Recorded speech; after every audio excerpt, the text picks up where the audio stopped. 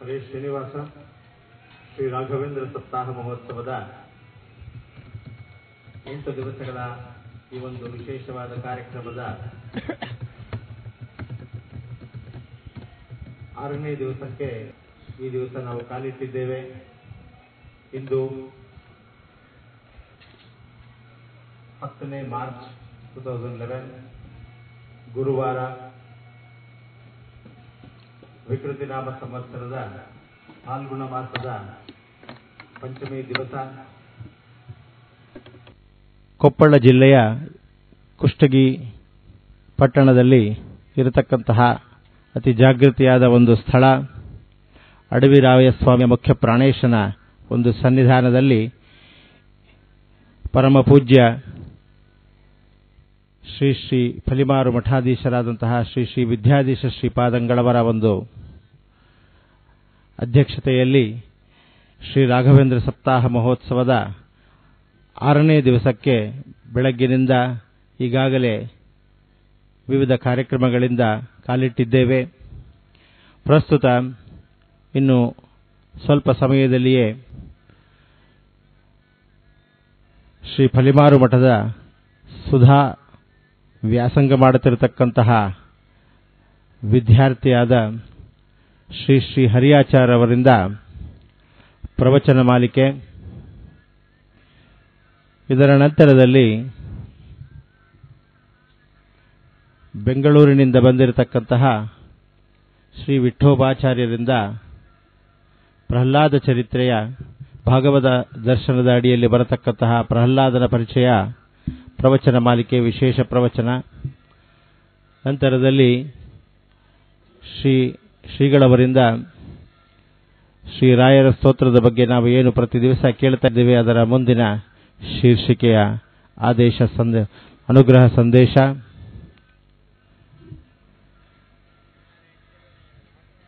ಹನ್ನೊಂದು ಗಂಟೆಯಿಂದ ಸ್ಥಳೀಯ 2 ಭಜನಾ ಮಂಡಳಿಗಳಿಂದ ಭಜನೆ ಕಾರ್ಯಕ್ರಮಗಳು.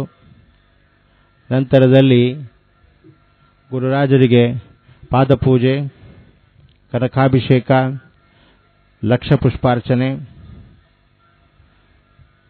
ಶ್ರೀಗಳವರಿಂದ ಹಸ್ತೋದಕ, ಮಹಾಮಂಗಳಾರತಿ ಮತ್ತು ತೀರ್ಥಪ್ರಸಾದ, ಇದೆಲ್ಲವೂ ಈ ದಿವಸದ ಬೆಳಗಿನ ಮುಖ್ಯ ಕಾರ್ಯಕ್ರಮಗಳಾಗಿರುತ್ತದೆ. ಸಾಯಂಕಾಲದಲ್ಲಿ ಈ ದಿವಸ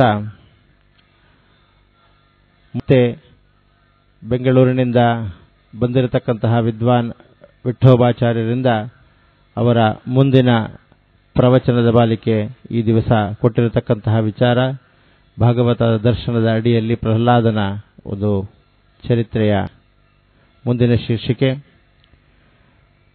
ಈ ದಿವಸದ ಒಂದು ಅತಿ ಮುಖ್ಯವಾದ ಕಾರ್ಯಕ್ರಮ ಈ ಒಂದು ರಾಘವೇಂದ್ರ ಸಪ್ತಾಹದಲ್ಲಿ, ಪ್ರತಿಯೊಂದು ರಾಘವೇಂದ್ರ ಸಪ್ತಾಹದಲ್ಲಿ ನಾವು ಈ ಒಂದು ಗುರುವಾರ ಏನು ಬರ್ತದೆ ಅದನ್ನು ಸಾಮೂಹಿಕವಾಗಿ ಒಂದು ಗುರುರಾಜರ ಒಂದು ಪ್ರಾರ್ಥನೆ ಮಾಡತಕ್ಕಂತಹ ಒಂದು ಕಾರ್ಯಕ್ರಮ ಅತಿ ರಮಣೀಯವಾದದ್ದು. ಶ್ರೀಗಳವರ ಒಟ್ಟಿಗೆ ಶ್ರೀಗಳವರು ಸಹ ಅವರು ಈ ಒಂದು ಸಭಾ ಮಂಟಪದಲ್ಲಿಯೇ ಕೂತು ಮಾಡತಕ್ಕಂತಹ ಒಂದು ವಿಶೇಷವಾದ ಸಾಮೂಹಿಕ ಪ್ರಾರ್ಥನೆ. ಶ್ರೀ ರಾಘವೇಂದ್ರ ಸರ್ವಾಭಯಪ್ರದ ಶ್ರೀ ರಾಘವೇಂದ್ರ ಪ್ರಾರ್ಥನೆ, ಇದು ಸಾಯಂಕಾಲ 6:30 ನಂತರದಲ್ಲಿ ಶ್ರೀಗಳವರಿಂದ ಅನುಗ್ರಹ ಸಂದೇಶ. ಕಡೆಯದಾಗಿ ಈ ದಿವಸದ ಸಾಯಂಕಾಲದ ಮುಖ್ಯ ಸಾಂಸ್ಕೃತಿಕ ಕಾರ್ಯಕ್ರಮದಲ್ಲಿ ಈಗಾಗಲೇ 2 ದಿವಸದ ಮುಂಚೆ ನೋಡಿದಂತಹ ಸೂರ್ಯ ಕಲಾವಿದರು ಬೆಂಗಳೂರಿನಿಂದ ಮತ್ತೊಂದು ರಮಣೀಯವಾದ ಒಂದು ನೃತ್ಯ ನಾಟಕ ಪ್ರದರ್ಶನ. ಈ ದಿವಸದ ಸಾಯಂಕಾಲದ ಈ ಒಂದು ವಿಶೇಷ ಕಾರ್ಯಕ್ರಮದಲ್ಲಿ ಅವರು ತಾವೇ ನಿರ್ದೇಶನ ಮಾಡಿ ನಿರೂಪಿಸಿರತಕ್ಕಂತಹ ಶ್ರೀರಾಮದರ್ಶನ, ಇದರ ಬಗ್ಗೆ ನೃತ್ಯ ರೂಪಕ ಇರುತ್ತೆ. ಈ ಎಲ್ಲ ಕಾರ್ಯಕ್ರಮಗಳಿಗೂ ಸಹ ಎಲ್ಲ ಭಗವದ್ಭಕ್ತರು ಬಂದು ಪಾಲ್ಗೊಳ್ಳಬೇಕು, ಹರಿವಾಯುಗುರುಗಳ ಕೃಪೆಗೆ ಪಾತ್ರರಾಗಬೇಕು ಅಂತ ಕೇಳಿಕೊಳ್ತಾ, ಇನ್ನು ಕೆಲವೇ ಕ್ಷಣಗಳಲ್ಲಿ ಶ್ರೀ ಫಲಿಮಾರು ಮಠದ ವಿದ್ಯಾರ್ಥಿಯಾದ ಶ್ರೀ ಹರಿಯಾಚಾರ್ಯವರಿಂದ ಪ್ರವಚನ ಮಾಲಿಕೆ. ಎಲ್ಲ ಭಗವದ್ಭಕ್ತರು ಸಹ ಪೂಜಾ ಮಂದಿರದಿಂದ ಪೂಜೆ ಆಗಿದ್ದರೆ ದಯವಿಟ್ಟು ಬಂದು ಸಭಾಮಂಟಪದಲ್ಲಿ ಕುಳಿತುಕೊಳ್ಳಬೇಕು. ಶ್ರೀ ರಾಯರ ಅಷ್ಟೋತ್ತರ ಮುಗಿದ ನಂತರ ಎಲ್ಲರೂ ಸಹ ಪಾದೋದಕವನ್ನು ಸ್ವೀಕರಣೆ ಮಾಡಿ ಅವರೆಲ್ಲರೂ ಸಹ ಬಂದು ಸಭಾಂಗಣದಲ್ಲಿ ಕುಳಿತುಕೊಳ್ಳಬೇಕು ಅಂತ ಕೇಳಿಕೊಳ್ತೇನೆ. ಇನ್ನು ಕೆಲವೇ ಕ್ಷಣಗಳಲ್ಲಿ ಶ್ರೀ ಹರಿಯಾಚಾರ್ಯರಿಂದ ಪ್ರವಚನ ಮಾಲಿಕೆ. ಎಲ್ಲ ಭಗವದ್ಭಕ್ತರು ಕೂಡ ಸಭಾಂಗಣಕ್ಕೆ ಬಂದು ಆಸೀನರಾಗಬೇಕು ಅಂತ ಕೇಳಿಕೊಳ್ತೇನೆ.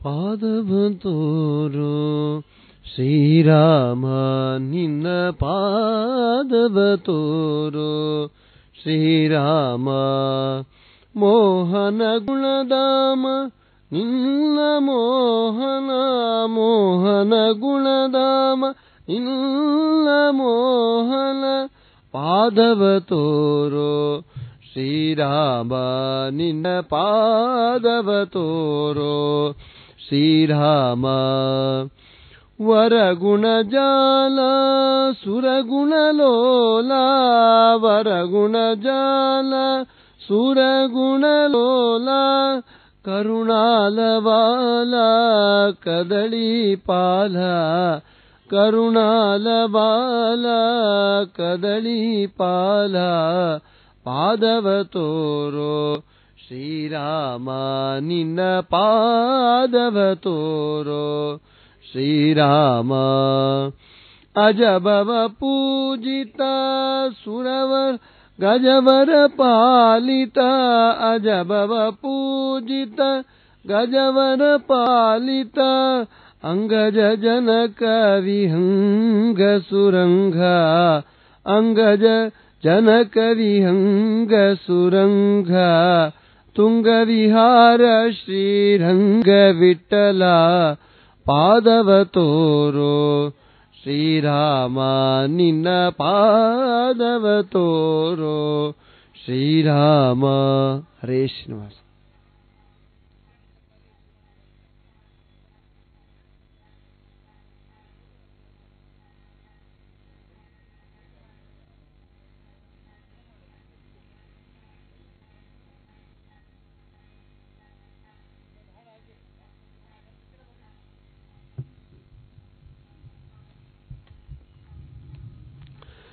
ಕರುಣಿಯಂಬೆ ಕರುಣಾಬ್ದಿಯಂಬೆ ಶರಣು ಶರಣಂಬೆ ಸ್ವಾಮಿ ಶರಣು ಶರಣಂಬೆ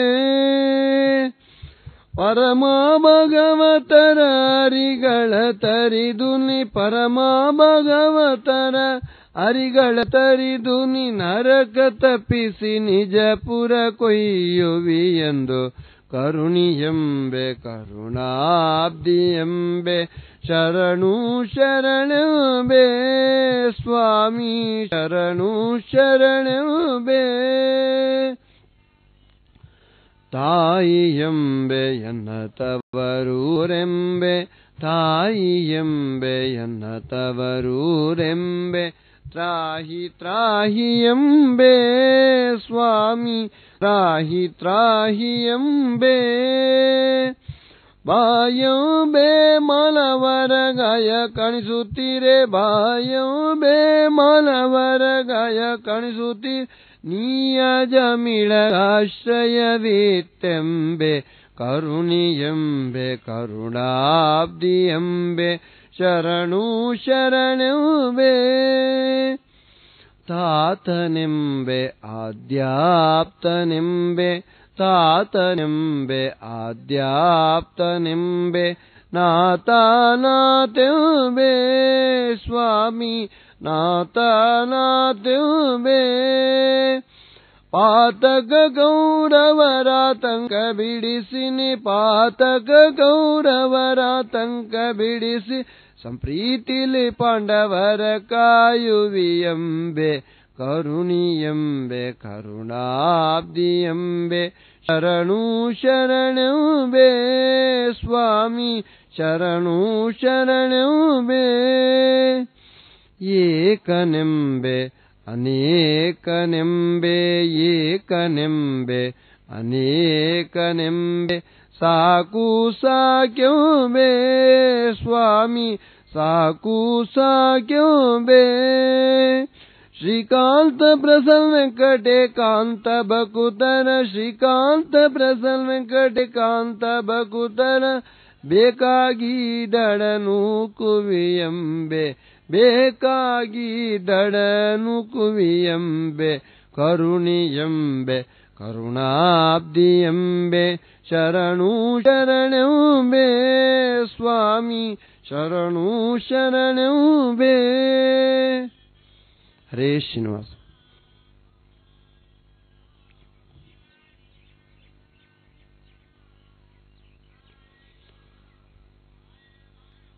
ದುರಿತ ಗಜ ಪಂಚಾನನ ನರ ಹರಿಯ ದೇವರ ದೇವ ಕಾಯೋ ಗೋವಿಂದ ದುರಿತ ಗಜ ಪಂಚಾನನ ಹೆಸರುಳ್ಳ ನದಿಗಳ ಒಳಗೊಂಬೋ ಸಮುದ್ರನು ಹೆಸರುಳ್ಳ ನದಿಗಳ ಒಳಗೊಂಬೋ ಸಮುದ್ರನು ಬಿಸುಡುವನೆ ಕಾಲು ಹೊಳೆಗಳ ಗೋವಿಂದ ದುರಿತ ಗಜ ಪಂಚಾನನ ನರ ಹರಿಯ ದೇವರ ದೇವ ಕಾಯೋ ಗೋವಿಂದ ದುರಿತ ಗಜ ಪಂಚಾನನ ಒಂದು ಮೊಲಕ್ಕೆ 6 ಹುಲಿ ಬಂದು ಕವಿದಿದೆ ಒಂದು ಮೊಲಕ್ಕೆ 6 ಹುಲಿ ಬಂದು ಕವಿದಿದೆ ಬಂಧನ ಬಿಡಿಸೆನ್ನ ತಂದೆ ಗೋವಿಂದ ಬಂಧನ ಬಿಡಿಸೆನ್ನ ತಂದೆ ಗೋವಿಂದ ದುರಿತ ಗಜ ಪಂಚಾನನ ನರ ಹರಿಯ ದೇವರ ದೇವ ಕಾಯೋ ಗೋವಿಂದ ದುರಿತ ಗಜ ಪಂಚಾನನ ಹೆತ್ತ ಮಕ್ಕಳು ಹುಚ್ಚರಾದರೆ ತಾಯಿ ತಂದೆ ಹೆತ್ತ ಮಕ್ಕಳು ಹುಚ್ಚರಾದರೆ ತಾಯಿ ತಂದೆ ಎತ್ತದೆ ನೆಲಕ್ಕೆ ಬೀಸುಡುವರೆ ಗೋವಿಂದ ಎತ್ತದೆ ನೆಲಕ್ಕೆ ಬೀಸುಡುವರೆ ಗೋವಿಂದ ದುರಿತ ಗಜ ಪಂಚಾನನ ನರ ಹರಿಯ ದೇವರ ದೇವ ಕಾಯೋ ಗೋವಿಂದ ದುರಿತ ಗಜ ಪಂಚಾನನ ಮುನ್ನ ಮಾಡಿದ ಕರ್ಮ ಬೆನ್ನು ಬಿಡದಿದ್ದರೆ ಮುನ್ನ ಮಾಡಿದ ಕರ್ಮ ಬೆನ್ನು ಬಿಡದಿದ್ದರೆ ನಿನ್ನ ಓಲೈಸಲ್ಯಾಕೆ ಗೋವಿಂದ ನಿನ್ನ ಓಲೈಸಲ್ಯಾಕೆ ಗೋವಿಂದ ದುರಿತ ಗಜ ಪಂಚಾನನ ನರ ಹರಿಯ ದೇವರ ದೇವ ಕಾಯೋ ಗೋವಿಂದ ದುರಿತ ಗಜ ಪಂಚಾನನ ಆಪತ್ತು ತಾಪತ್ರಯ ಇನ್ನು ಬಿಡದಿದ್ದರೆ ಆಪತ್ತು ತಾಪತ್ರಯ ಇನ್ನು ಬಿಡದಿದ್ದರೆ ಶ್ರೀಪತಿ ಶರಣೆನ್ನಲ್ಯಾಕೆ ಗೋವಿಂದ ಶ್ರೀಪತಿ ಶರಣೆನ್ನಲ್ಯಾಕೆ ಗೋವಿಂದ ದುರಿತ ಗಜ ಪಂಚಾನನ ನರ ಹರಿಯ ದೇವರ ದೇವ ಕಾಯೋ ಗೋವಿಂದ ದುರಿತ ಗಜ ಪಂಚಾನನ ಅರಸು ಮುಟ್ಟಲು ದಾಸಿ ರಂಬೆಯಾದಳು ದೇವ ಅರಸು ಮುಟ್ಟಲು ದಾಸಿ ರಂಬೆಯಾದಳು ದೇವ ಪರುಷ ಮುಟ್ಟಲು ಲೋಹ ಸ್ವರ್ಣ ಗೋವಿಂದ ದುರಿತ ಗಜ ಪಂಚಾನನ ನರ ಹರಿಯ ದೇವರ ದೇವ ಕಾಯೋ ಗೋವಿಂದ ದುರಿತ ಗಜ ಪಂಚಾನನ ಮಾನಾಭಿಮಾನದೊಡೆಯ ರಂಗವಿಠಲ ಮಾನಾಭಿಮಾನದೊಡೆಯ ರಂಗವಿಠಲ ಜ್ಞಾನಿಗಳ ರಸನೆ ಕಾಯೋ ಗೋವಿಂದ, ಜ್ಞಾನಿಗಳ ರಸನೆ ಕಾಯೋ ಗೋವಿಂದ, ದುರಿತ ಗಜ ಪಂಚಾನನ. ಹರೇ ಶ್ರೀನಿವಾಸ.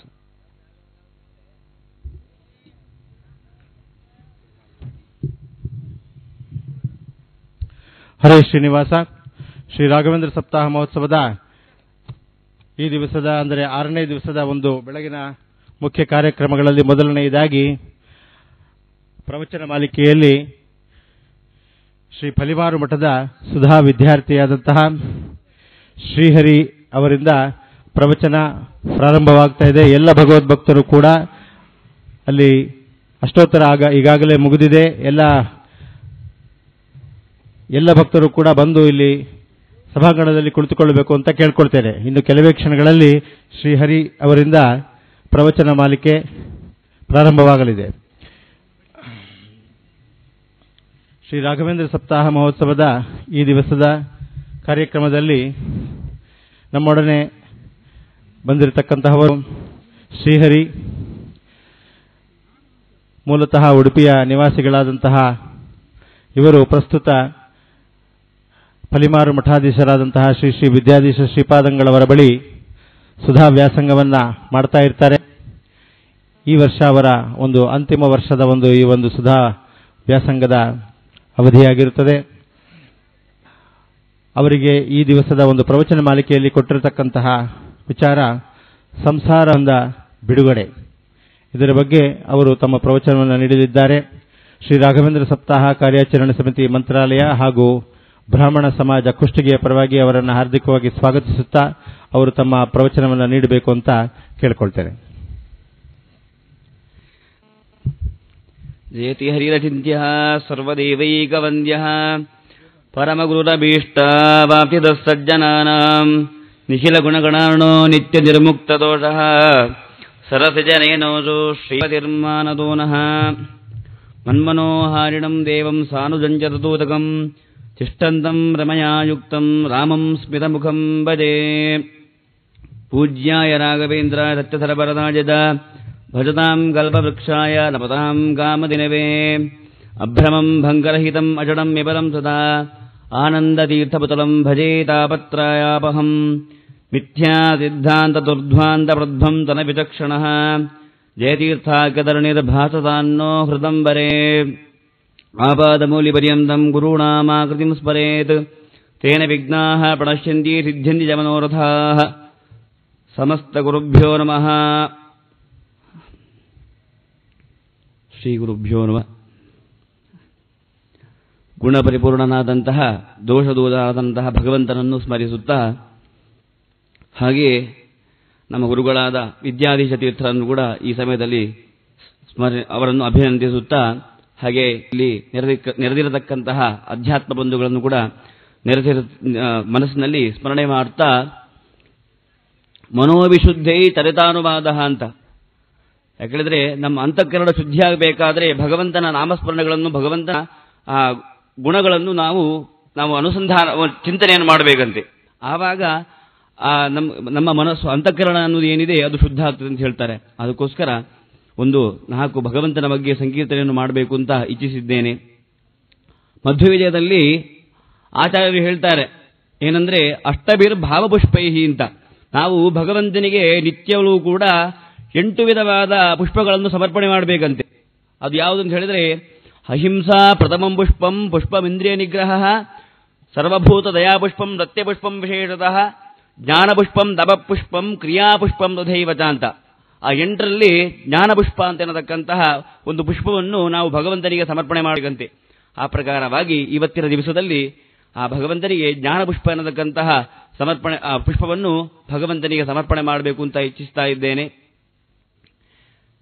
ನಾನು ಸಂಸಾರ ಬಂಧನ ಬಿಡುಗಡೆ ಎನ್ನತಕ್ಕಂತಹ ವಿಷಯದ ಬಗ್ಗೆ ಎರಡು ಮಾತನ್ನು ಆಡಬೇಕು ಅಂತ ಇಚ್ಛಿಸಿದ್ದೇನೆ.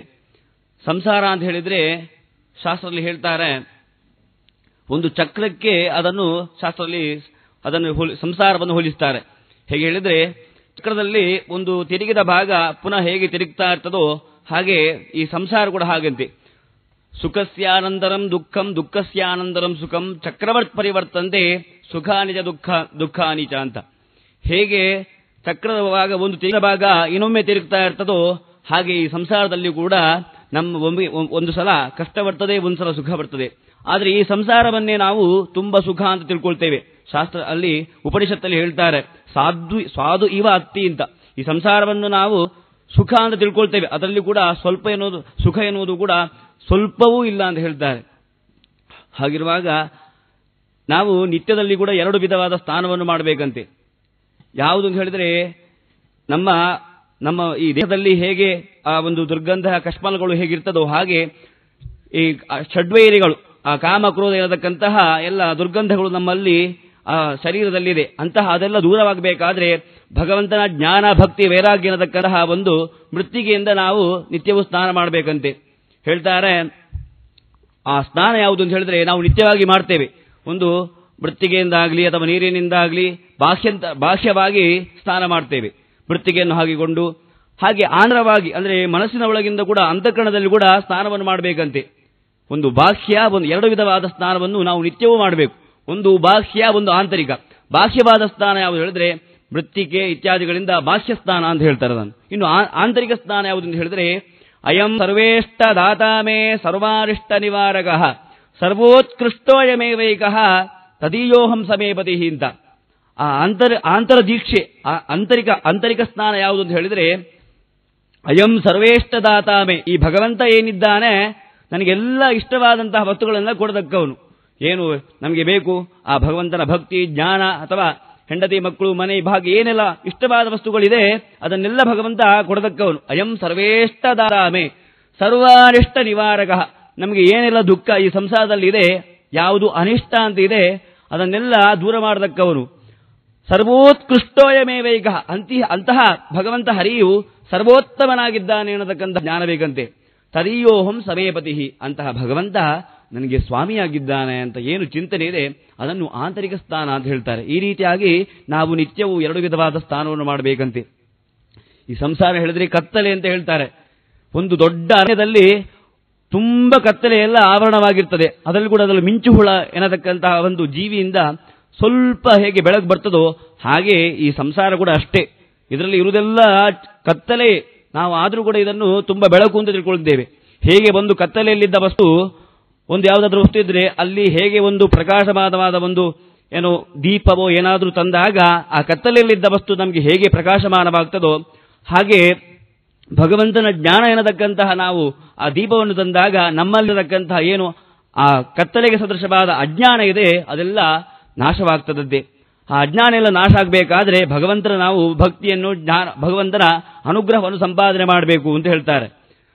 ಈ ಸಂಸಾರ ಇದೆ, ನಾವು ಸುಖ ಅಂತ ತಿಳ್ಕೊಂಡಿರ್ತೇವೆ, ಆ ಸಂಸ್ಕಾರ ಎನ್ನುವುದು ಅಷ್ಟು ಸುಖ ಅಲ್ಲ ಅಂತ ಹೇಳ್ತಾರೆ. ಬಂಧನ ಹೇಳಿದ್ರೆ ಒಂದು ಅದಕ್ಕೆ ಉದಾಹರಣೆ ಕೊಡ್ತಾರೆ. ಈ ಭಾಗವತದಲ್ಲಿ ಹೇಳ್ತಾರೆ, ಒಂದು ಹಕ್ಕಿಯನ್ನು ಒಂದು ಗೂಟದಲ್ಲಿ ಕಟ್ಟಿರ್ತಾರಂತೆ. ಆ ಗೂಟ ಯಾವುದಕ್ಕೆ ಸದೃಶ ಅಂತ ಹೇಳಿದ್ರೆ, ಗೂಟ ಹೇಳಿದ್ರೆ ಬಂಧನ, ಈ ಸಂಸಾರ. ಆ ಹಗ್ಗ ಏನಿದೆ ಅದನ್ನು ಮನಸ್ಸು ಅಂತ ಹೇಳ್ತಾರೆ. ಹಾಗೆ ಆ ಹಕ್ಕಿ ಏನು ಹೇಳ್ತಾರೆ, ಆ ಹಕ್ಕಿಯನ್ನು ಆ ಗೂಟಕ್ಕೆ ಕಟ್ಟಿರ್ತಾರೆ. ಆದ್ರೆ ಆ ಹಕ್ಕಿ ತನಗೆ ಅಲ್ಲಿ ಸುಖ ಸಿಗ್ತದೆ ಇಲ್ಲಿ ಸುಖ ಸಿಗ್ತದೆ ಅಂತ ಏನು ವಿಷಯಗಳನ್ನೆಲ್ಲ ಈ ಕಾಮ ಕ್ರೋಧ ಇತ್ತೆನ್ನೆಲ್ಲ ಈ ವಿಷಯ ಪದಾರ್ಥಗಳನ್ನು ಬಯಸುತ್ತಾ ಆಚೆ ಹೋಗ್ತದೆ. ಆ ಹಕ್ಕಿಯನ್ನು ಆ ಹಗ್ಗ ಕಟ್ಟಿರ್ತಾರೆ. ಆ ಹಕ್ಕಿ ಆಚೆ ಹೋಗ್ತದೆ ಈಚೆ ಹೋಗ್ತದೆ, ಎಲ್ಲಿ ಹೋದ್ರೂ ಕೂಡ ಆ ಬಂಧನದಿಂದ ಅದಕ್ಕೆ ಹೊರಗೆ ಹೋಗ್ಲಿಕ್ಕಾಗುವುದಿಲ್ಲ. ಪುನಃ ಗೂಢಮೇವ ಆಶ್ರಯಂತಿ ಅಂತ ಹೇಗೆ ಬಂಧನಕ್ಕೆ ಬಂದು ಬೀಳ್ತದೋ ಹಾಗೆ ನಮ್ಮ ಜೀವನ ಕೂಡ ಹಾಗಂತೆ. ನಾವು ಅಲ್ಲಿ ಸುಖ ಸಿಗ್ತೇವೆ, ಅಲ್ಲಿ ಸುಖ ಆ ವಿಷಯ ಪದಾರ್ಥದಿಂದ ಸುಖ ಸಿಗ್ತೇವೆ ಅಂತ ಅಲ್ಲಿ ಹೋಗ್ತೇವೆ. ಈ ಸಂಸಾರದಲ್ಲಿ ನಾವು ಒದ್ದಾಡ್ತಾ ಇದ್ದೇವೆ, ಆದ್ರೆ ಇದು ಯಾವುದೂ ಸುಖ ಅಲ್ಲ ಅಂತ ಹೇಳ್ತಾರೆ. ಅದಕ್ಕಿಂತ ಸುಖಕ್ಕೆ ಈ ಬಂಧನಕ್ಕಿಂತ ಬೇರೆಯಾದ ಸುಖ ಒಂದು ಮೋಕ್ಷ ಅನ್ನತಕ್ಕಂಥದ್ದು ಅದು ಬೇರೆ ಇದೆ. ಅದಕ್ಕಾಗಿ ನಾವು ಯಾವುದೊಂದು ನಾವು ಪ್ರಯತ್ನವನ್ನು ಮಾಡ್ತಾ ಇಲ್ಲ.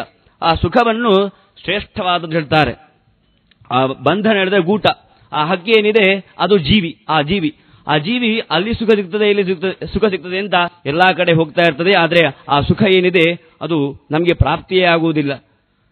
ಅಂತಹ ಬಂಧನದಿಂದ ನಾವು ಬಿಡುಗಡೆಯಾಗಬೇಕಾದ್ರೆ ಭಗವಂತನ ಜ್ಞಾನ ಭಕ್ತಿ ಇತ್ಯಾದಿಗಳನ್ನು ಮಾಡಿದ್ರೆ ವೈರಾಗ್ಯದಿಂದ ಮಾತ್ರ ಸಾಧ್ಯ ಅಂತ ಹೇಳ್ತಾರೆ ಶಾಸ್ತ್ರದಲ್ಲಿ.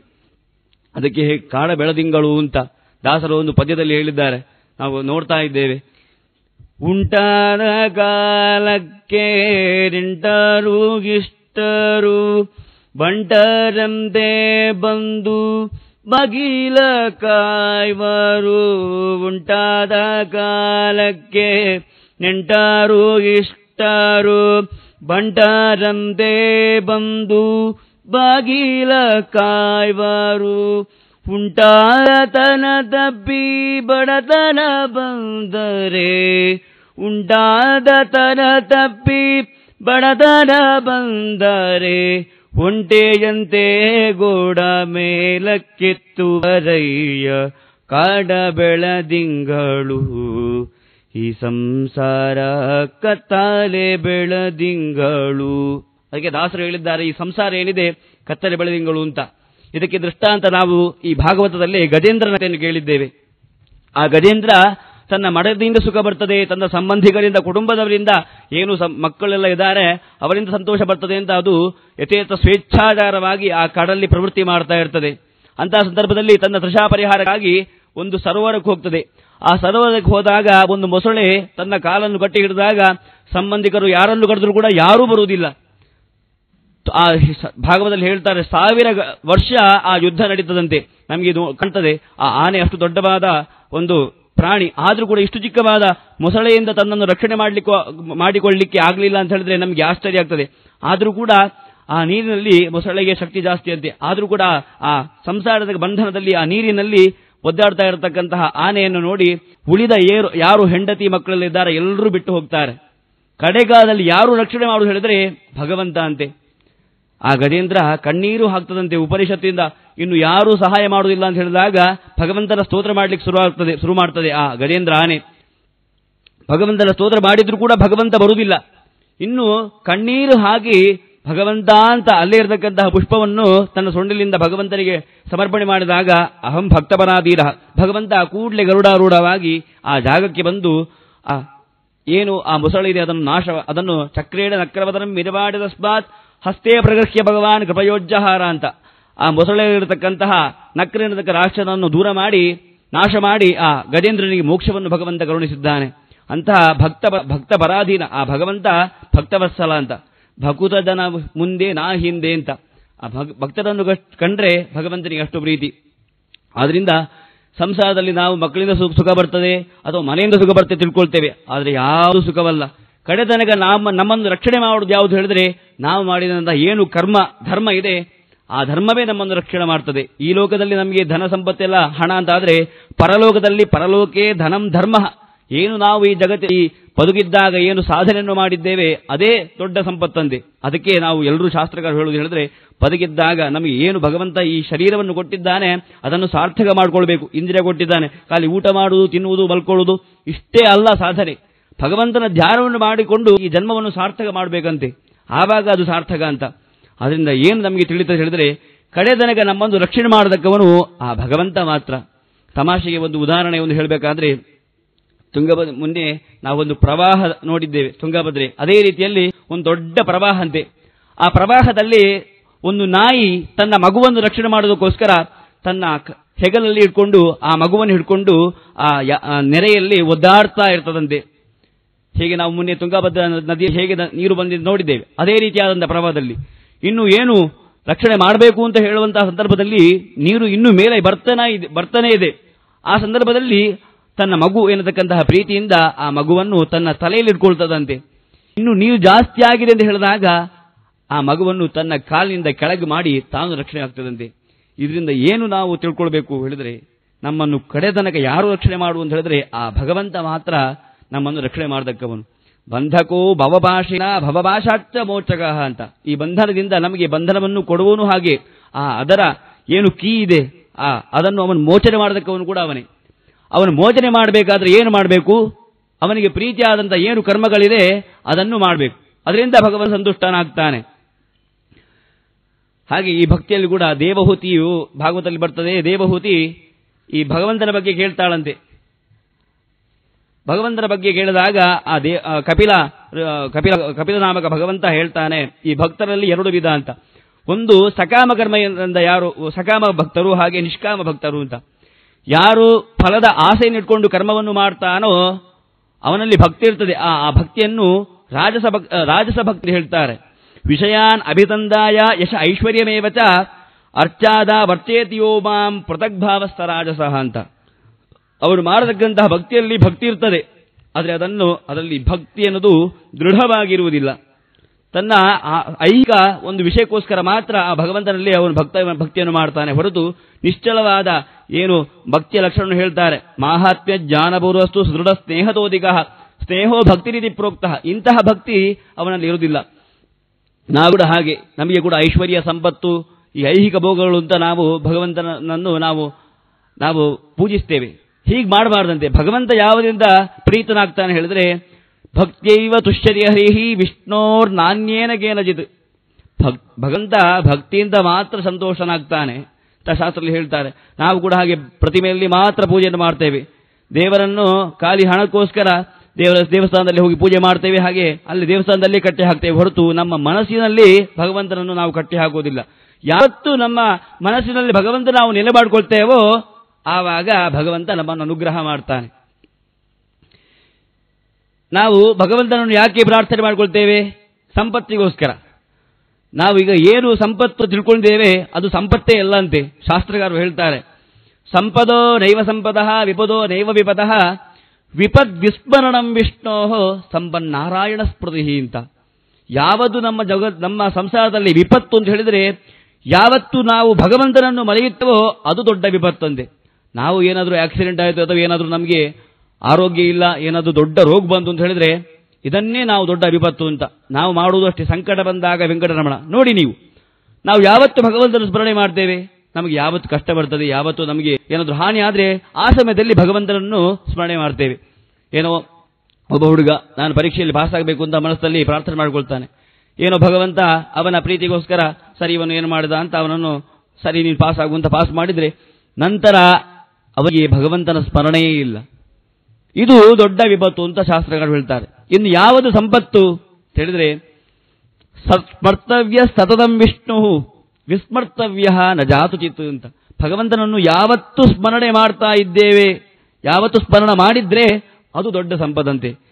ಅದರಿಂದ ನಾವು ಭಗವಂತನನ್ನು ಯಾವುದು ಈ ಐಹಿಕ ಸಂಪತ್ತು ನಮಗೆ ಏನಿದೆ ಬರತಕ್ಕಂತಹ ವಿಪತ್ತು ಸಂಪತ್ತು ಏನಿದೆ ಅದು ಯಾವುದು ವಿಪತ್ತು ಅಲ್ಲ, ಅದು ಸಂಪತ್ತೂ ಅಲ್ಲ ಅಂತ ಹೇಳ್ತಾರೆ. ಯಾವುದು ಸಂಪತ್ತು? ಭಗವಂತನ ಭಕ್ತಿಯನ್ನು ಮಾಡುವುದು. ಅದಕ್ಕೆ ಶಾಸ್ತ್ರ ಹೇಳಿದ್ದಾರೆ, ಹರಿಯ ಭಜನೆ ಮಾಡೋ ನಿರಂತರ ಹರಿಯ ಭಜನೆ ಮಾಡೋ ಪರಗತಿಗೆ ಇದು ಸಾಧನ ನೋಡು ಹರಿಯ ಭಜನೆ ಮಾಡೋ ನಿರಂತರ ಹರಿಯ ಭಜನೆ ಮಾಡು.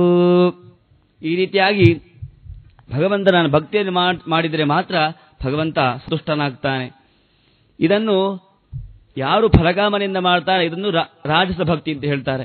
ಇನ್ನು ಸಾತ್ವಿಕನಾದವನು ಯಾವ ಒಂದು ಫಲದ ಆಕಾಂಕ್ಷೆ ಇಲ್ಲದೆ ಯಾರು ಕರ್ಮಾಂಗವನ್ನು ಮಾಡ್ತಾನೋ, ಯಾವ ಭಗವಂತನಲ್ಲಿ ಭಗವಂತ ತೇನ ಪ್ರೀಣಾದು ಕೇಶವ ಭಗವಂತ ಪ್ರೀತನಾಗ್ಲಿಯಪ್ಪ ಇಷ್ಟೇ ಎನ್ನತಕ್ಕಂಥ ಭಗವಂತ ಪ್ರೀತನಾಗಲಿ ಎನ್ನುವ ಮಾತ್ರ ಉದ್ದೇಶದಿಂದ ಯಾರು ಕರ್ಮಾಂಗವನ್ನು ಭಗವಂತನ ಒಂದು ಆರಾಧನೆಯನ್ನು ಮಾಡ್ತಾನೋ ಅವನನ್ನು ಸಾತ್ವಿಕ ಅಂತ ಹೇಳ್ತಾರೆ.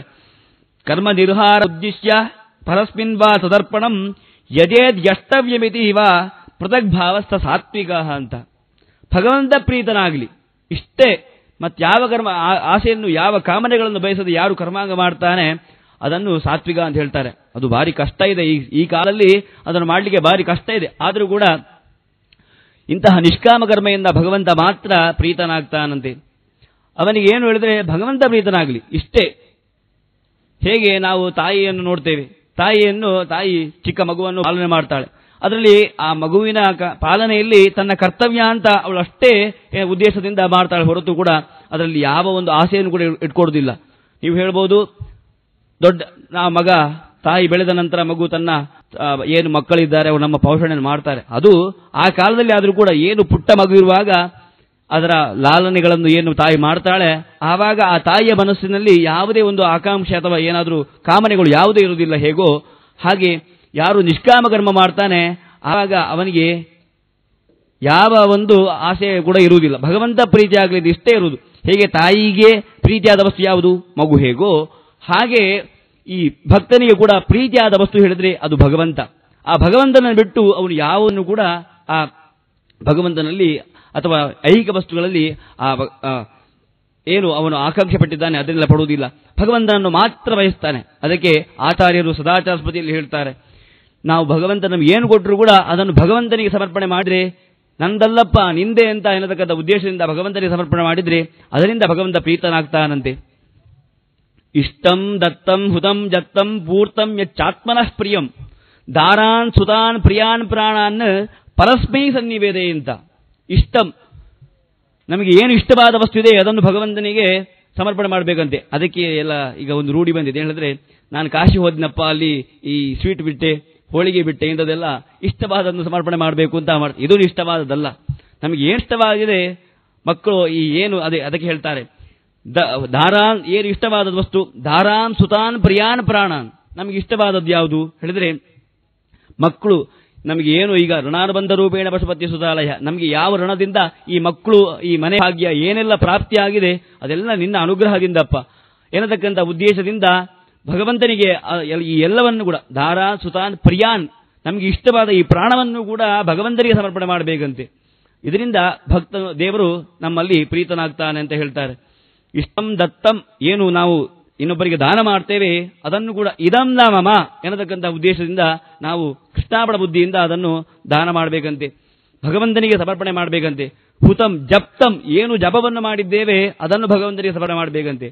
ಪೂರ್ತಂ, ಏನು ನಮಗೆ ಎಲ್ಲ ಈ ಅಭಿಲಾಷೆಗಳಿಗಿದೆ ಅದನ್ನೆಲ್ಲ ಭಗವಂತನಿಗೆ ಸಮರ್ಪಣೆ ಮಾಡಬೇಕಂತೆ. ಯಚ್ಚ ಆತ್ಮನಃ ಪ್ರಿಯಂ, ನಮಗೆ ಪ್ರೀತಿಯಾದಂತಹ ಎಲ್ಲವನ್ನು ಕೂಡ ಭಗವಂತನಿಗೆ ಸಮರ್ಪಣೆ ಮಾಡಬೇಕು ಅಂತ ಹೇಳ್ತಾರೆ. ಹಾಗಿರುವಾಗ ಇದರಿಂದ ಏನು ಅಂತ ಹೇಳಿದ್ರೆ ಭಗವಂತ ಪ್ರೀತಿ ಆಗ್ತಾರೆ. ಭಗವಂತ ಪ್ರೀತಿ ಆದರೆ ಅದಕ್ಕೆ ಹೇಳ್ತಾರೆ, ಅನನ್ಯಾಹ ಚಿಂತಯಂತೋ ಮಾಂ ಯೇ ಜನಾಃ ಪರಿಭಾಸತೆ ತೇಷಾಂ ನಿತ್ಯಾಭಿಯುಕ್ತಾನಾಂ ಯೋಗಕ್ಷೇಮ ಮಹಾಮ್ಯು ಅಂತ. ಭಗವಂತ ನಮ್ಮಲ್ಲಿ ಪ್ರೀತನಾದ್ರೆ ನಮಗೆ ಏನು ಪ್ರಾಪ್ತಿ ಆಗಬೇಕು ನಾವು ಅದನ್ನು ಬಯಸದಿದ್ದರೂ ಕೂಡ ಭಗವಂತ ನಮಗೆ ಅನುಗ್ರಹ ಮಾಡ್ತಾನೆ. ಅದಕ್ಕೆ ಹೇಳಿದ್ದಾರೆ ನಾವು ಅದನ್ನು ಭಕ್ತಿಯಿಂದ ಮಾಡಬೇಕು ಅಂತ. ಯೋಗ ಅಂತ ಹೇಳಿದ್ರೆ ಅಪ್ರಾಪ್ತಸ್ಯ ಪ್ರಾಪ್ತಿ ಯೋಗ, ನಮಗೆ ಯಾವುದು ಸಿಗುವುದಿಲ್ಲ ಅದನ್ನು ಸಿಕ್ಕಿದ್ರೆ ಅದನ್ನು ಯೋಗ ಅಂತ. ಅದರ ತಸ್ಯ ಪರಿಪಾಲನ ಕ್ಷೇಮ, ಅದನ್ನು ಚೆನ್ನಾಗಿ ಇಟ್ಕೊಳ್ಳುವುದೇನಿದೆ ಅದನ್ನು ಕ್ಷೇಮ ಅಂತ. ಹೀಗೆ ಎರಡು ವಿಧವನ್ನು ಕೂಡ ಭಗವಂತ ನೋಡ್ಕೊಳ್ತಾನೆ. ಯೋಗವನ್ನು ಭಗವಂತ ನೋಡ್ಕೊಳ್ತಾನೆ, ಕ್ಷೇಮವನ್ನು ನೋಡ್ಕೊಳ್ತಾನೆ. ಈ ರೀತಿಯಾಗಿ ನಾವು ಭಕ್ತಿಯನ್ನು ಮಾಡಬೇಕು ಅಂತ ಪುನಃ ಅಲ್ಲಿ ಹೇಳ್ತಾ ಇದ್ದಾರೆ. ನಾವು ಎಲ್ಲವನ್ನೂ ಕೂಡ ಭಗವಂತನಿಗೆ ಸಮರ್ಪಣೆ ಮಾಡಬೇಕಂತೆ. ಭಗವಂತನಿಗೆ ನಾವು ಪ್ರೀತಿಯಾದ ಕೆಲಸವನ್ನು ಮಾಡಿದರೆ ತನ್ಮೂಲಕವಾಗಿ ಭಗವಂತ ಪ್ರೀತನಾಗ್ತಾನೆ ಅಂತ. ಹಾಗೆ ಒಂದು ದೃಷ್ಟಾಂತವನ್ನು ಕೊಡಬೇಕಾದ್ರೆ, ಒಂದು ದಿವಸ ತಂದೆ ತನ್ನ ಮಗನಿಗೆ ಒಂದು ಪತ್ರವನ್ನು ಕಳಿಸ್ತಾನಂತೆ. ಅವನು ತನ್ನ ಊರಿಗೆ ಬರಬೇಕಾಗಿರ್ತದೆ, ಅದಕ್ಕೆ ಆ ಪತ್ರವನ್ನು ಕಳಿಸುತ್ತಾನಂತೆ. ನಾನು ಇಂತಹ ದಿವಸ ಇಂತಹ ರೈಲಿನಲ್ಲಿ ಇಂತಹ ಪ್ಲಾಟ್ಫಾರ್ಮ್ಗೆ ಇಷ್ಟು ಗಂಟೆಗೆ ಬರ್ತೇನೆ ಅಂತ ಮಗನಿಗೆ ಪೋಸ್ಟ್ ಮಾಡಿರ್ತಾನೆ. ಆ ಪೋಸ್ಟ್ ಮಾಡಿದಂತಹ ಕಾಗದ ತನ್ನ ತಂದೆಗೆ ಬರ್ತದೆ. ಪೋಸ್ಟ್ ಏನು ಮಾಡಿರ್ತಾನೆ ಅದು ಮಗನಿಗೆ ಬರ್ತದೆ. ಆ ಮಗ ಎಷ್ಟೋ ಸಮಯದ ನಂತರ ಅಪ್ಪ ಅದು ಏನೋ ಕಾಗದವನ್ನು ಮಾಡಿದ್ದಾರೆ ಎನ್ನತಕ್ಕಂಥ ಖುಷಿಯಿಂದ ಅದನ್ನು ಅವನಿಗೆ ಅಪ್ಪನ ಪೋಸ್ಟ್ ಬಂತು ಅಂತ ಆನಂದವೇ ಆನಂದ. ಆ ಆನಂದ ಅವನು ಏನ್ ಮಾಡ್ತಾನೆ ಅಂತ ಹೇಳಿದ್ರೆ ಅದನ್ನು ದೇವರ ಕೋಣೆಯಲ್ಲಿಟ್ಟು ಅದಕ್ಕೆ ಕುಂಕುಮ ಹೂ ಎಲ್ಲ ಇಟ್ಟು ಅದನ್ನು ಅಲಂಕಾರ ಮಾಡ್ತಾನೆ ಹೊರತು ಆ ವಿಷಯವನ್ನು ನೋಡುವುದೇ ಇಲ್ಲಂತೆ. ಯಾಕೆ ಹೇಳಿದ್ರೆ ಅವನಿಗೆ ಅಪ್ಪ ಎಷ್ಟೋ ಸಮಯ ನಂತರ ಆ ಕಾಗದವನ್ನು ಕಳಿಸಿದ್ದಾನೆ. ಕಾಗದ ಬಂದಿದೆ ಅಂತ ಅವನಿಗೆ ಅಷ್ಟು ಸಂತೋಷ. ಯಾಕೆ ಹೇಳಿದ್ರೆ ಆ ತಂದೆಯಲ್ಲಿರುವಂತಹ ಅಷ್ಟು ಪ್ರೀತಿ, ಆ ಪ್ರೀತಿಯಿಂದ ಅವನು ಏನು ಮಾಡ್ತಾನೆ, ಅದರಲ್ಲಿ ಆ ಕಾಗದದಲ್ಲಿ ಏನು ವಿಷಯ ಇರ್ತದೆ ಅದನ್ನು ಓದದೆ ಅವನು ದೇವರ ಕೋಣೆಯಲ್ಲಿಟ್ಟು ಅದಕ್ಕೆ ಪೂಜೆ ಮಾಡ್ತಾನೆ ಹೊರತು ಅದಕ್ಕೆ ಅದರಲ್ಲಿ ಏನು ವಿಷಯ ಇದೆ ಅದನ್ನು ನೋಡುವುದಿಲ್ಲಂತೆ. ಸರಿ, ಆ ಟ್ರೈನ್ ಬಂತು, ಅಪ್ಪನೂ ಕೂಡ ಬಂದ. ಆ ಸಮಯದಲ್ಲಿ ಈ ಅಪ್ಪನನ್ನು ಕರ್ಕೊಂಡು ಹೋಗ್ಲಿಕ್ಕೆ ಯಾವ ಬೆಪ್ಪನೂ ಬರಲಿಲ್ಲ. ಅದರಿಂದ ತಂದೆಗೆ ಏನು ಹೇಳಿದ್ರೆ ಮನಸ್ಸಲ್ಲಿ ತುಂಬಾ ಬೇಜಾರಾಯ್ತಂತೆ.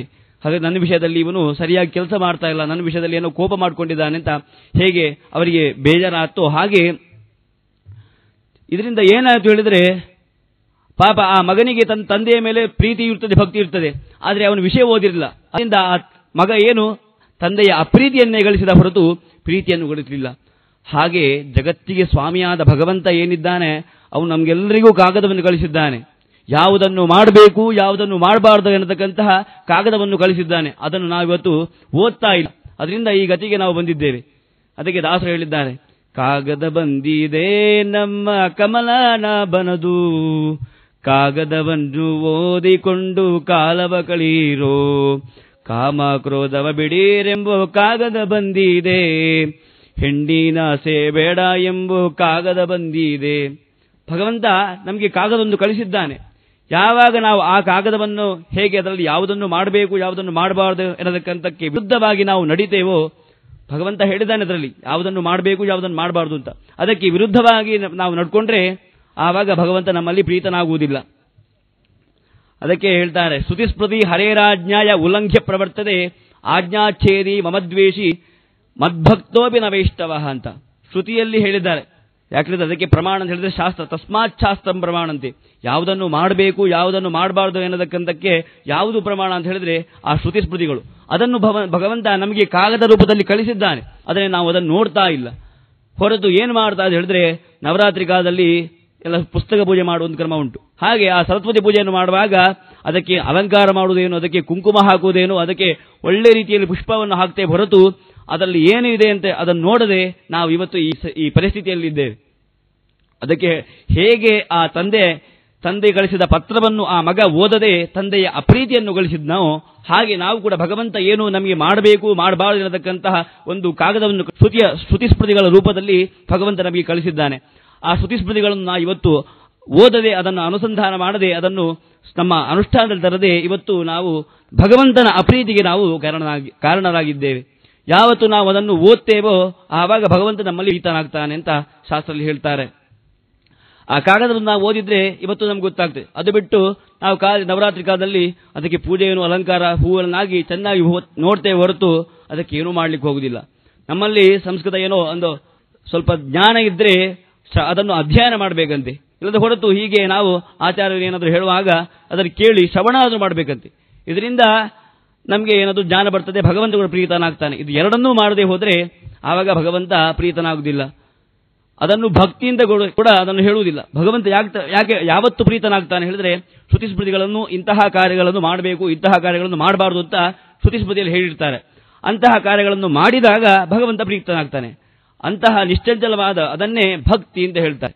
ಮತ್ತೆ ಭಗವಂತನಿಗೆ ನಾವು ಹಣ ಕೊಟ್ಟು ಯಾವುದರಿಂದ ಕೂಡ ಸಂತೋಷ ಆಗಬೇಕಿಲ್ಲ. ಯಾಕೆ ಹೇಳಿದ್ರೆ ದೇವಶೇಷ ಸ್ವಭಾವ ಆಪ್ತಗಾಮಸ್ಯ ಕಾಸ್ಪೃಹ ಅಂತ. ಭಗವಂತ ಸುಖದ ಬುದ್ಧಿ, ಅವನಿಗೆ ನಾವು ಕೊಡತಕ್ಕಂತಹ ಸಂಪತ್ತು ಅಥವಾ ಏನಾದ್ರೂ ನಾವು ಏನು ಪೂಜೆ ಮಾಡ್ತೇವೋ ಇದರಿಂದ ಏನೂ ಆಗಬೇಕಿಲ್ಲ. ಭಗವಂತ ನಮ್ಮಲ್ಲಿ ಏನು ಬಯಸ್ತಾನೆ? ಭಕ್ತಿ, ನಿಶ್ಚಂಚಲವಾದ ಶ್ರದ್ಧೆಯನ್ನು ಜ್ಞಾನವನ್ನು ಮಾತ್ರ ಭಗವಂತ ನಮ್ಮಿಂದ ಬಯಸ್ತಾನಂದ್ರೆ. ಅದರಿಂದ ಮಾತ್ರ ಪ್ರೀತನಾಗ್ತಾನೆ.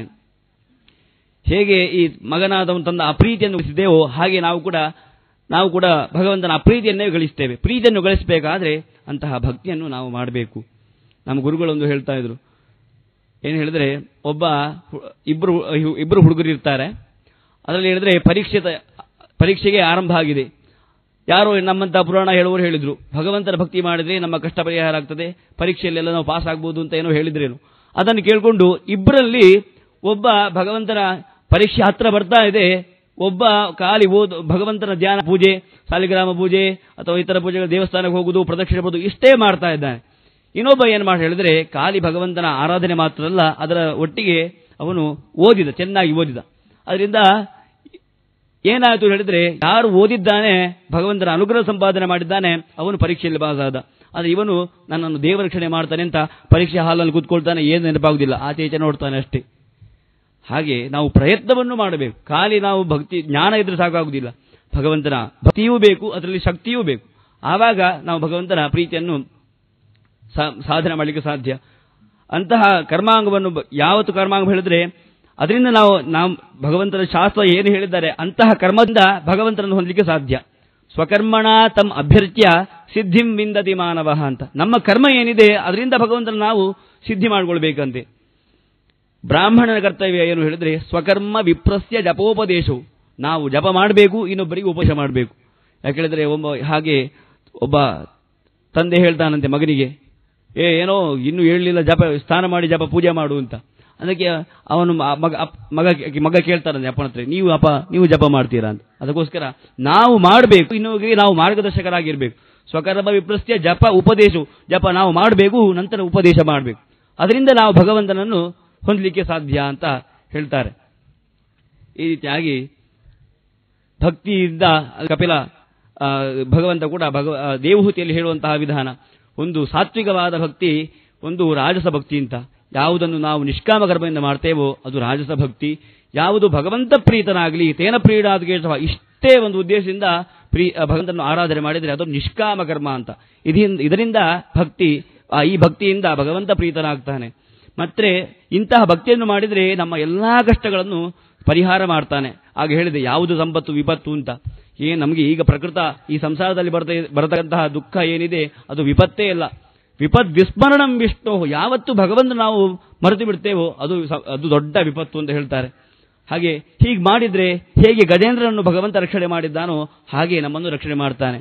ನೀವು ಕೇಳ್ಬೋದು, ನಾವು ಕೂಡ ಹೇಗೆ ಗಜೇಂದ್ರ ಕಣ್ಣೀರು ಹಾಕಿದಾಗ ಭಗವಂತ ಓಡೋಡಿ ಬಂದ.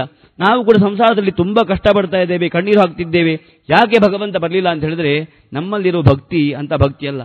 ಯಾಕಂದ್ರೆ ಪ್ರಹ್ಲಾದನ ಕಥೆಯನ್ನು ನಾವು ಕೇಳಿದ್ದೇವೆ. ಪ್ರಹ್ಲಾದನಲ್ಲಿ ಆ ರಾಕ್ಷಸರು ಹೇಳ್ತಾರೆ, ಇನ್ನ ಭಗವಂತ ಇಲ್ಲಿದ್ದಾನೆ ಹೇಳಿದಾಗ ಎಲ್ಲಾ ಕಡೆಯಲ್ಲಿ ಸರ್ವಾಂತರ್ಯಾಮಿ ತತ್ರ ಸ್ಥಿತೋ ವಿಷ್ಣು, ಎಲ್ಲಾ ಕಡೆಯಲ್ಲಿ ಭಗವಂತ ಇದ್ದಾನೆ ಅಂತ ಹೇಳ್ತಾರೆ. ಯಾಕೆ ಹೇಳಿದ್ರೆ ಅವನ ಭಕ್ತಿ ಏನಿದೆ ಅದು ಅಷ್ಟು ದೃಢ ಇದೆ. ನಮ್ಮಲ್ಲಿ ಭಕ್ತಿ ಅದು ದೃಢ ಇಲ್ಲ. ಅಂತಹ ದೃಢವಾದ ಭಕ್ತಿಯ ಯಾರು ಭಗವಂತನ ಆರಾಧನೆ ಮಾಡ್ತಾನೋ ಅದರಿಂದ ಭಗವಂತ ಪ್ರೀತನಾಗ್ತಾನೆ. ಇಂತಹ ಪ್ರೀತಿಯನ್ನು ಮಾಡಿದಾಗ ಭಗವಂತ ನಮ್ಮನ್ನು ಖಂಡಿತ ರಕ್ಷಣೆ ಮಾಡ್ತಾನೆ. ನಾವು ದೇವತೋಷಣಂ ವೃತ ಅಂತ, ನಾವು ಇವತ್ತು ಏನೋ ಬ್ಯಾಂಕಿನಲ್ಲಿ ಹಣ ಇಟ್ಟರೆ ಅದು ನಾಳೆ ನಾಶ ಆಗ್ಬೋದು. ಆದರೆ ದೇವರ ಕೆಲಸವನ್ನು ಯಾರು ಮಾಡ್ತಾನೆ ಅವನು ವೃಥ ಅಂದ್ರೆ ಅದು ವ್ಯರ್ಥ ಅಲ್ಲ ಅಂತ ಹೇಳ್ತಾರೆ. ಎಂದಿಗಾದ್ರೂ ಈ ಜನ್ಮದಲ್ಲಾದರೂ ಕೂಡ ಜನ್ಮಾಂತರದಲ್ಲಿ ಅದರ ಫಲ ನಮಗೆ ದೊರಕ್ತದೆ. ಹೀಗೆ ನಾವು ಏನು ಪೂಜೆ ಮಾಡ್ತಿದ್ದೆ ಭಗವಂತ ನಮಗೆ ಹೇಗೆ ರಕ್ಷಣೆ ಮಾಡ್ತಾನೆ ಹೇಳಿದ್ರೆ, ಭಗವಂತ ಭಗವದ್ಗೀತೆಯಲ್ಲಿ ಒಂದು ಮಾತನ್ನು ಹೇಳಿದ್ದಾನೆ. ಏನು ಹೇಳಿದ್ರೆ, ಸಕೃದೇವ ಪ್ರಬನ್ನಾಯ ತವ ಅಸ್ಮೀತಿ ಯಾಚತೆ ಅಭಯಂ ಸರ್ವಭೂತೇಭ್ಯ ದದಾಮ್ಯೇತದ್ ಮಯ ಅಂತ. ನಾವು ಕೂಡ ಗುರುವಾರ ವೃತ, ಸಂಕಷ್ಟಿ ವೃತ ಇದೆಲ್ಲ ಮಾಡ್ತೇವೆ. ಭಗವಂತನಿಗೆ ಒಂದು ವೃತ ಉಂಟಂತೆ. ಆಶ್ಚರ್ಯ ಆಗ್ತದೆ, ಭಗವಂತನಿಗೆ ಏನು ವೃತ ಅಂತ ಕೇಳಿದ್ರೆ, ಅಭಯಂ ಸರ್ವಭೂತೆ ಸಕೃದೇವ ಪ್ರಬನ್ನಾಯ, ಇನ್ನೂ ಬಂದು ನನ್ನಲ್ಲಿ ಯಾರು ಶರಣಾಗತಿ ಹೊಂತಾರೋ, ಸಕೃದೇವ ಪ್ರಬನ್ನಾಯ ತವ ಅಸ್ಮೀತಿ, ಭಗವಂತ ನಾನು ನಿನ್ನವನಾಗಿದ್ದೇನೆ, ನಿನ್ನ ದಾಸನಾಗಿದ್ದೇನೆ ಅಂತ ಯಾರು ಭಗವಂತನಲ್ಲಿ ಶರಣಾಗತಿಯನ್ನು ಹೊಂತಾರೋ ಅಂತವರನ್ನು ಅಭಯಂ, ಅಂತವರಿಗೆ ಅಭಯ ಮುದ್ರೆಯನ್ನು ಕೊಟ್ಟು ರಕ್ಷಣೆ ಮಾಡೋದು ದದಾಮಿ ಏತದ್ ಬೃತಮ್ಮಯ, ಇದು ನನ್ನ ವೃತ ಅಂತ ಭಗವಂತ ಭಗವದ್ಗೀತೆಯಲ್ಲಿ ಹೇಳಿದ್ದಾನೆ. ಹಾಗಿರುವಾಗ ನಾವು ಕೂಡ ಭಗವಂತನಲ್ಲಿ ಏನು ಕೇಳಬೇಕು ಅಂತ ಹೇಳಿದ್ರೆ, ನನಗೆ ಅದು ಕೊಡು, ಸಂಪತ್ತು ಕೊಡು, ಮನೆ ಕೊಡು, ಕಾರು ಕೊಡು, ಇದನ್ನಲ್ಲಿ ಕೇಳಬಾರ್ದು. ಅದಕ್ಕೆ ಈ ತಾತ್ಪರ್ಯ ಹೇಳ್ತಾರೆ, ಜ್ಞಾನಭಕ್ತಿ ಹರಿಯ ತೃಪ್ತಿ ವಿನಾ ವಿಷ್ಣು ಹೊರಬೇಕೋಜಿದಂತ, ನಿನ್ನಲ್ಲಿ ಭಕ್ತಿಯನ್ನು ಕೊಡಪ್ಪ, ಹಾಗೆ ನಿನ್ನ ಜ್ಞಾನವನ್ನು ಕೊಡು ಅಂತ ಸೂತ್ರದಲ್ಲಿ ಹೇಳ್ತಾರೆ. ನಜ ಜ್ಞಾನೇನ ಭಕ್ತಿಯ ಭಗವದನುಗ್ರಹ ಅತ್ಯರ್ಥ ಪ್ರಸಾದ ಅಂತ. ಭಗವಂತನ ಜ್ಞಾನ ಭಕ್ತಿಯಿಂದ ಮಾತ್ರ ನಮಗೆ ಅನುಗ್ರಹ ಸಾಧ್ಯ. ಇಲ್ಲದಿದ್ರೆ ನಮಗೆ ಈ ಸಂಸಾರದ ಬಂಧನದಿಂದ ಬಿಡುಗಡೆ ಆಗುವುದಿಲ್ಲ. ಭಗವಂತನನ್ನು ನಾವು ನೋಡುವುದಲ್ಲ, ಭಗವಂತ ನಮ್ಮನ್ನು ನೋಡಬೇಕಂತೆ. ಯಮೈವೇಷ ವೃಣದೇ ತೇನ ಲಭ್ಯ, ನಾವು ಭಗವಂತ ನೋಡಿಕೊಂಡು ಭಗವಂತ ನಮ್ಮ ಈ ಸಂಸಾರ ಬಂಧನದಿಂದ ಬಿಡುಗಡೆ ಮಾಡಪ್ಪ ಅಂತ ಹೇಳಿದ್ರೆ ಅದು ಸಾಕಾಗುವುದಿಲ್ಲ. ಭಗವಂತ ನಮ್ಮನ್ನು ಇವನು ನನ್ನ ಭಕ್ತ ಅಂತ ಸ್ವೀಕಾರ ಮಾಡಬೇಕಂತೆ, ಆವಾಗ ನಮಗೆ ಈ ಬಂಧನ ಬಿಡುಗಡೆ ಆಗ್ತದೆ ಅಂತ ಹೇಳ್ತಾರೆ. ಹಾಗೆ ಕೂಡ ನಾವು ಕೂಡ ಭಗವಂತನಲ್ಲಿ ನಮ್ಮ ಕಷ್ಟವನ್ನು ಪರಿಹಾರ ಮಾಡಲಿ ಅಂತ ಭಗವಂತನಲ್ಲಿ ಪ್ರಾರ್ಥನೆ ಮಾಡಿಕೊಳ್ಳೋಣ. ಹಾಗೆ ಹರಿಭಕ್ತಿ ಜ್ಞಾನಭಕ್ತಿ ಈ ಎರಡನ್ನೇ ಭಗವಂತನಿಗೆ ಕೇಳಬೇಕಂತೆ. ಶಾಸ್ತ್ರದಲ್ಲಿ ಹೇಳ್ತಾರೆ ಏನು ಕೇಳಬೇಕು ಅಂತ. ನಾವು ಪ್ರಾಣದೇವರಿಗೆ ಕೇಳ್ತೇವೆ, ಪ್ರಾಣದೇವರಲ್ಲಿ ರಾಮದೇವರು ನಿಮಗೆ ಏನು ಬೇಕಾದ ಆ ಲಂಕಾವೆಲ್ಲ ಉಲ್ಲಂಘನ ಮಾಡಿ ಶ್ರೀರಾಮದೇವರಿಗೆ ತುಂಬಾ ಉಪಕಾರವನ್ನು ಮಾಡಿರ್ತಾರೆ. ಅಂತಹ ಸಮಯದಲ್ಲಿ ರಾಮಚಂದ್ರ ದೇವರು ಕೇಳ್ತಾರೆ, ನಿನ್ಗೇನು ಬೇಕಪ್ಪ ಕೇಳಂತ ಹೇಳಿದ್ರೆ, ಪ್ರವರ್ಧದ ಭಕ್ತಿ ಲಂಕ್ಷಣೆ ಕ್ಷಣೆ ತ್ವಯೀಶಮೇ ಕ್ರಾಸ ವಿವರ್ಜಿತ ಸದಾ, ನಿನ್ನಲ್ಲಿ ಭಕ್ತಿ ನನಗೆ ನಿತ್ಯವಾಗಿ ಅಭಿವೃದ್ಧಿ ಆಗಲಿ ಅಪ್ಪ ಅಂತ ಭಗವಂತನಲ್ಲಿ ಭಕ್ತಿಯನ್ನು ಮಾತ್ರ ಕೇಳ್ತಾರೆ. ಹಾಗೆ ನಾವು ಕೂಡ ಹರೇ ಹರೇ ಮೇ ಹರ ಪಾತಕಾನಿ, ನಮ್ಮ ಪಾಪಗಳಲ್ಲಿ ಏನಿದೆ ಅದೆಲ್ಲ ದೂರವಾಗಲಿ. ಹರೇ ಹರೇ ಮೇ ಕುರು ಮಂಗಲಾನಿ, ನನಗೆ ನಿತ್ಯವೂ ಮಂಗವನ್ನು ಮಾಡಪ್ಪ. ಹರೇ ಹರೇ ಮೇ ತವ ದೇಹಿ ದಾಸ್ಯಂ, ನಿನ್ನ ದಾಸ್ಯತ್ವವನ್ನು ಕೊಡಪ್ಪ. ಹರೇ ಹರೇ ಮೇ ತ್ವಯಿ ಭಕ್ತಿ ರಸ್ತು, ನಿನ್ನಲ್ಲಿ ಯಾವತ್ತು ಭಕ್ತಿ ಕೊಡಪ್ಪ ಅಂತ ಇಷ್ಟೇ ನಾವು ಭಗವಂತನಲ್ಲಿ ಕೊಡಬೇಕಂತ. ಯಾಕಂದ್ರೆ ಭಗವಂತ ನಮ್ಮನ್ನು ಸೃಷ್ಟಿ ಮಾಡಿದ್ದಾನೆ. ನಾವು ಯಾವ ರೀತಿ ಇರಬೇಕು ಅಂತ ಭಗವಂತನಿಗೆ ಗೊತ್ತಿಲ್ವ, ನಮಗೆ ಏನು ಬೇಕು ಅಂತ, ಯಾವ ಸಮಯದಲ್ಲಿ ಏನು ಬೇಕು ಅಂತ ಎಲ್ಲ ಭಗವಂತನಿಗೆ ಗೊತ್ತು. ಹಾಗಿರುವಾಗ ನಾವು ಭಗವಂತನಲ್ಲಿ ಏನು ಕೇಳಬಾರ್ದು, ಜ್ಞಾನವನ್ನು ಭಕ್ತಿಯನ್ನು ಎರಡನ್ನೇ ಭಗವಂತನಲ್ಲಿ ಕೇಳಬೇಕಂತೆ. ಅದರಿಂದ ಇಂತಹ ಭಕ್ತಿಯಿಂದ ಭಗವಂತನಿಗೆ ತೃಪ್ತಿ ಆಗ್ತದೆ ಅಂತ ಶಾಸ್ತ್ರದಲ್ಲಿ ಹೇಳ್ತಾರೆ. ಇಷ್ಟನ್ನು ಹೇಳಿ ನನ್ನ ಎರಡು ಮಾತನ್ನು ಮುಗಿಸ್ತಾ ಇದ್ದೇನೆ. ನದೇವಾಹ ದಂಡಮಾದಾಯ ರಕ್ಷಂತಿ ಪಶುಪಾಲವತ್ ಯಂತು ರಕ್ಷಿತುಮಿಚ್ಛಂತಿ ಬುದ್ಧಿಯ ಸಂಯೋಜಯಂತಿ ಅಂತ. ಈ ಕುರಿಗಳನ್ನು ಕರ್ಕೊಂಡು ಹೋಗ್ಲಿಕ್ಕೆ ಒಬ್ಬ ನೋಡ್ಕೊಳ್ಳಿಕ್ಕೆ ಒಬ್ಬ ಇರ್ತಾನೆ, ಕುರಿಮೇಯುವನು. ಹಾಗೆ ದೇವರು ನಮ್ಮನ್ನು ಉದ್ಧಾರ ಮಾಡಲಿಕ್ಕೆ ಆ ರೀತಿಯಾಗಿ ಹೇಗೆ ಕುರಿಮೇಕೆಯವನು ಈ ಹಾದಿಯಲ್ಲಿ ಹೋಗಿ ಅಂತ ದಂಡವನ್ನು ಹಿಡ್ಕೊಂಡು ಅವುಗಳನ್ನು ರಕ್ಷಣೆ ಮಾಡ್ತಾ ಇರ್ತಾನೆ ಈ ಹಂತ. ಹಾಗೆ ದೇವರು ಕೂಡ ನಮ್ಮನ್ನು ಉದ್ಧಾರ ಮಾಡಲಿಕ್ಕೆ ಈ ಹಾದಿಯಲ್ಲಿ ಹೋಗಿ ಅಂತ ಅವನು ದಂಡ ಹಿಡ್ಕೊಳ್ಳುವುದಿಲ್ಲ ಅಂತೆ. ಎಂತೂ ರಕ್ಷಿತು ಮಿಚ್ಚಂತಿ ಬುದ್ಧಿಯ ಸಂಯೋಜಯಂತಿ ಅಂತ, ಯಾರನ್ನು ರಕ್ಷಣೆ ಮಾಡಬೇಕು ಅಂತ ಅವನು ಮನಸ್ಸಿನಲ್ಲಿ ಇಚ್ಛೆ ಪಡ್ತಾನೋ ಅಂತವರಿಗೆ ಬುದ್ಧಿಯನ್ನು ಮಾಡ್ತಾನಂತೆ, ಒಳ್ಳೆ ಧರ್ಮ ಮಾರ್ಗದಲ್ಲಿ ಹೋಗಿ ಅಂತ. ಹಾಗೆ ಪರಿಮಳಾಚಾರ್ಯರು ಇಂತಹ ಒಂದು ಸತ್ಕಾರ್ಯವನ್ನು ಮಾಡ್ತಾ ಇದ್ದ ಅಂತ ಹೇಳಿದ್ರೆ ಅದು ಭಗವಂತನ ಅನುಗ್ರಹವೇ ಸರಿ. ಆದ್ರಿಂದ ಯಾಕಂದ್ರೆ ಇಂತಹ ಒಂದು ಇಷ್ಟು ದೊಡ್ಡ ಕಾರ್ಯಕ್ರಮ ಮಾಡಬೇಕಾದ್ರೆ ಅದು ಸಾಧ್ಯ ಇಲ್ಲ. ಅದನ್ನು ಮಾಡ್ತಾ ಇದ್ದಾರೆ ಅಂತ ಹೇಳಿದ್ರೆ ಭಗವಂತ ಅವರ ಒಳಗಿದ್ದುಕೊಂಡು ಈ ಕರ್ಮಾಂಗವನ್ನು ಮಾಡಿಸ್ತಾ ಇದ್ದಾರೆ, ಒಳ್ಳೆ ರೀತಿ ಧರ್ಮ ಕೆಲಸವನ್ನು ಮಾಡಿಸ್ತಾ ಇದ್ದಾರೆ ಅಂತಹ ಅವರಿಗೆ ಅವರು ಹಾಗೆ ಆ ಗುರು ರಾಘವೇಂದ್ರ ಬೃಂದಾವನ ಉಟ್ಕೊಂಡು ಒಳ್ಳೆ ರೀತಿಯಿಂದ ಪೂಜೆ ಮಾಡ್ತಾ ಇದ್ದಾರೆ. ಅಂತಹ ಅವರು ನಮಗೆ ಇಂತಹ ಯೋಗಗಳನ್ನು ಇನ್ನೂ ಕೊಡಲಿ, ಹಾಗೆ ಒಳ್ಳೆ ಜ್ಞಾನ ಭಕ್ತಿಯನ್ನು ಕೊಡಲಿ ಅಂತ ರಾಯರಲ್ಲಿ ಪ್ರಾರ್ಥನೆ ಮಾಡಲಿ ಅಂತ ಹೇಳ್ತಾ ನನ್ನ 2 ಮಾತುಗಳನ್ನು ಮುಗಿಸ್ತಾ ಇದ್ದಾನೆ. ಇದರಲ್ಲಿ ಏನು ಒಂದು ಗುಣ ಇರು ಕೂಡ ಅದೆಲ್ಲ ನಮ್ಮ ಗುರುಗಳಿಗೆ ಸಂಧಿಸಬೇಕು, ಲೋಪದೋಷ ಏನಿದ್ರು ಕೂಡ ಅದೆಲ್ಲ ನನಗೆ ಬರಲಿ ಅಂತ ಹೇಳ್ತಾ ಈ 2 ಮಾತನ್ನು ಶ್ರೀಕೃಷ್ಣಾರ್ಪಣಮಸ್ತು.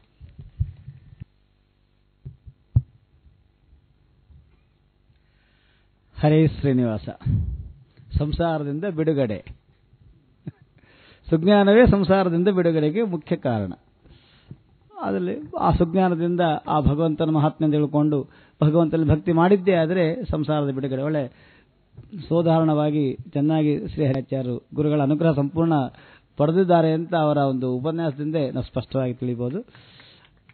ಅವರಿಗೆ ಉತ್ತರೋತ್ತರ ಜೀವನದಲ್ಲಿ ಹರಿವಾಯು ಗುರುಗಳು ವಿಶೇಷವಾಗಿರ್ತಕ್ಕಂಥ ಜ್ಞಾನ ಸಂಪತ್ತು, ಈ ಪ್ರವಚನ ಮಾಡತಕ್ಕಂಥ ಒಂದು ಪಾಠ ಪ್ರವಚನಗಳ ಒಂದು ಸಾಮರ್ಥ್ಯವನ್ನು ಕೊಡಲಿ ಅಂತ ಈ ಸಂದರ್ಭದಲ್ಲಿ ನಾವೆಲ್ಲರೂ ಕೂಡ ಮುಕ್ತ ಮನಸ್ಸಿನಿಂದ ಪ್ರಾರ್ಥನೆ ಮಾಡೋಣ. ಹರೇ ಶ್ರೀನಿವಾಸ. ಇವತ್ತಿನ ಭಾಗವತದ ಪ್ರಧಾನ ಪ್ರವಚನದ ಭಾಗವತ ದರ್ಶನ ಮಾಲಿಕೆಯಲ್ಲಿ ವಿದ್ವಾನ್ ತಿರುಮಲಾಚಾರ್ಯರ ಪ್ರವಚನ ಕಾರ್ಯಕ್ರಮ ಇವತ್ತು ಸ್ವಲ್ಪ ಅನಾರೋಗ್ಯದಿಂದ ಬೇರೆ ಅನಾನುಕೂಲದಿಂದ ಅವರು ಬರಲಿಕ್ಕಾಗಿಲ್ಲ ಇವತ್ತು. ಆದರೆ ಆ ಪೂರ್ಣಪ್ರಜ್ಞೆ ವಿದ್ಯಾಪೀಠದ ಪೇಜಾವ ಶ್ರೀಪಾದಂಗಳ ಶಿಷ್ಯರ ಇದೇ ಹೇಗಿರಪ್ಪ ಅಂದರೆ ಒಪ್ಪುಕೊಂಡ ಮೇಲೆ ಆ ಕಾರ್ಯಕ್ರಮಕ್ಕೆ ತೊಂದರೆ ಆಗಬಾರ್ದು, ಆ ಸೇವೆಗೆ ಇದಾಗಬಾರ್ದು ಅಂತಕೊಂಡು ಅವರು ತಮ್ಮ ಮಿತ್ರರಾಗಿರ್ತಕ್ಕಂಥ ವಿದ್ವಾನ್ ವಿಠೋಬಾಚಾರ್ಯರನ್ನ ಈ ಪ್ರವಚನಕ್ಕೆ ಕಳಿಸಿದ್ದಾರೆ. ಮುಕ್ತ ಮನಸ್ಸಿನಿಂದ ವಿಠೋಬಾಚಾರ್ಯರಿಗೆ ನಮ್ಮ ರಾಘವೇಂದ್ರ ಸಪ್ತಾಹ ಕಾರ್ಯಾಚರಣಾ ಸಮಿತಿ ಮತ್ತು ದಾಸಾಹಿತ್ಯ ಪ್ರಾಜೆಕ್ಟ್ ಮತ್ತು ಕುಷ್ಟಗಿ ಬ್ರಾಹ್ಮಣ ಸಮಾಜದ ಪರವಾಗಿ ಸ್ವಾಗತವನ್ನು ಬಯಸ್ತಾ ಇದ್ದೇವೆ. ಶ್ರೀಯುತ ವಿಠೋಬಾಚಾರ್ಯರು ತಂದೆಗಳು ರಾಘವೇಂದ್ರಾಚಾರ್ಯ, ಇವರು ಮೂಲತಃ ಬಾಗೇಪಲ್ಲಿ ನಮ್ಮ ಕರ್ನಾಟಕದ ಆಂಧ್ರ ಬಾರ್ಡರ್ನಲ್ಲಿ ಇರ್ತಕ್ಕಂಥ ಅಲ್ಲಿಯವರು. ಸಂಪೂರ್ಣವಾದ ವ್ಯಾಸಂಗ ಪೂರ್ಣಪ್ರಜ್ಞೆ ವಿದ್ಯಾಪೀಠದಲ್ಲಿ ಆಗಿರತಕ್ಕಂತಹದ್ದಾಗಿದೆ. ಪರಮ ಪೂಜ್ಯರಾಗಿರ್ತಕ್ಕಂಥ ಪೇಜಾವರದ ವಿಶ್ವೇಶ್ವತೀರ್ಥ ಶ್ರೀಪಾದಂಗಳವರಿಗೆ ಸುಧಾ ಮಂಗಳವನ್ನು ಮುಗಿಸ್ತಕ್ಕಂಥ ಭಾಗ್ಯವನ್ನು ಪಡೆದಿದ್ದಾರೆ. ಪ್ರಸ್ತುತ ಪೂರ್ಣಪ್ರಜ್ಞೆ ವಿದ್ಯಾಪೀಠದಲ್ಲಿ ಅಧ್ಯಾಪಕರಾಗಿ ಇರತಕ್ಕಂಥವರಾಗಿದ್ದಾರೆ ಹಾಗೂ ಕರ್ನಾಟಕ ಸಂಸ್ಕೃತ ವಿಶ್ವವಿದ್ಯಾಲಯದಲ್ಲಿ ಸಂಶೋಧಕರಾಗಿ ಕೂಡ ಈಗ ಅವರು ಪ್ರಸ್ತುತ ಕಾರ್ಯನಿರತರಾಗಿದ್ದಾರೆ.